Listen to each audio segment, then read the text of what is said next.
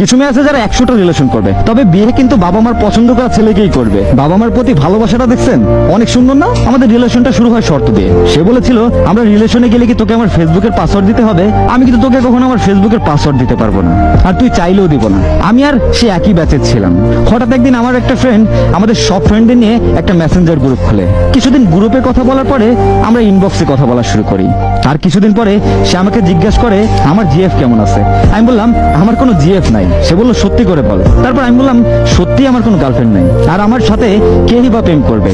পরে সে বলল কেউ যদি না করে তাহলে আমার সাথেই কর। পরে আমি বললাম তুই কি সিরিয়াস? ও বললো হ্যাঁ আমি সিরিয়াস, ফান করতেছি না তোর সাথে, আমি তোকে অনেক আগে থেকেই পছন্দ করি, বাট বলার সুযোগ হয়নি। এন্ড সেই প্রথমে আমাকে প্রপোজ করে। তাকে জিজ্ঞাসা করেছিলাম তুই আগে রিলেশন করিস নাই? সে বললো হ্যাঁ করেছি, 3 মাসের মতো ছিল এই রিলেশনটা। পরে এইভাবেই চললো কয়েকদিন, দেন আমরা দেখাও করি। কিছুদিন পর তার আচরণগুলোতে চেঞ্জ দেখতে পারলাম। আমার সন্দেহ লাগা শুরু হলো। আমি তাকে না জানিয়ে কোন এক সিস্টেমে তার ফেসবুক অ্যাকাউন্টের অ্যাক্সেস নেই, এবং তার ইনবক্স দেখে আমি পুরো অবাক হয়ে গেলাম। অনেকগুলো ছেলের সাথে কথা বলে, এবং তার অনেক ফ্রেন্ডই ছিল, আর অপরিচিত মানুষের সাথে তার 18+ কথা হইতো, এমনকি 18+ ছবি দেওয়া নেওয়া হইতো। আমি এগুলো দেখার পরেও তাকে কিছু বলি নাই।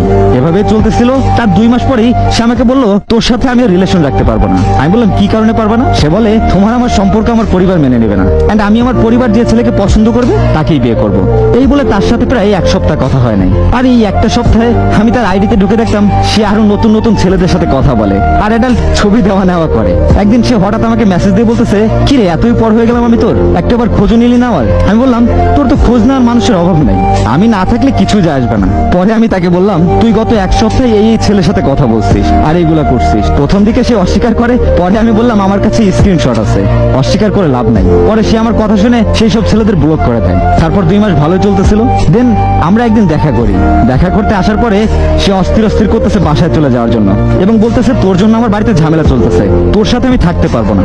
এই বলে সে আমার ফোনটা নিয়ে নেয়। তারপর আমার ফেসবুক অ্যাকাউন্ট থেকে তার অ্যাকাউন্ট ব্লক করে, নাম্বার থেকে ব্লক করে, এন্ড তার যা কিছু ছিল আমার ফোনে সব ডিলিট করে দেয়। তার এসব দেখে আমার অজান্তেই আমার চোখ দিয়ে পানি পড়তেছিল। তারপরে দেখি সে নতুন একটা অ্যাকাউন্ট খুলছে, এবং আমি তার যে ফ্রেন্ডগুলোকে ব্লক করতে বলছিলাম সেগুলোকে আবার অ্যাড করে বিন্দাস চ্যাট করে। পরে তাকে রাগারাগি করে ব্লক করে দেই। সবশেষে একটা কথা আমাকে আবার বিবেক সবসময় বলতো, হয়তো মেয়েটা তোকে সত্যি অনেক লাভ করে, সেই জন্য নিজ থেকে প্রপোজাল দিচ্ছে লজ্জা শরম ভুলে। আমার চিন্তা ভাবনা একদমই ভুল ছিল। কারণ হচ্ছে আমার প্রাক্তনের চরিত্রই ছিল 2 দিন কথা বলে নিজে থেকে প্রপোজাল পাঠানো।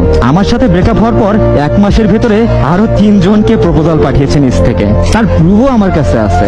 আমার কিন্তু আজকের এই আপুটাকে স্যালুট দিতে ইচ্ছে করতেছে। জাস্ট আপনারা একবার ভাবেন, এইরকম মেয়ে কি এই যুগে পাওয়া যায় যে তার বাবা মাকে এত ভালোবাসে? হোক সে 12 বছরের, কি হয়েছে? মা বাবার প্রতি তার ভালোবাসাটা কি দেখছেন? সারা দুনিয়াতে প্রেম করতে বাদ রাখবে না, কিন্তু বিয়ে বাবা মার কথাই করবে। ভাগ্যিস আপনার বাবা মা আপনার এমন চরিত্রের ব্যাপারে জানে না, জানলে বলতো তোকে জন্ম দিয়ে অনেক বড় পাপ করছি। এসব মেয়েদেরকে ভালোবাসার থেকে রাস্তার কুকুরকেও ভালোবাসা অনেক উত্তম। অন্তত এদের মতো বেঈমানি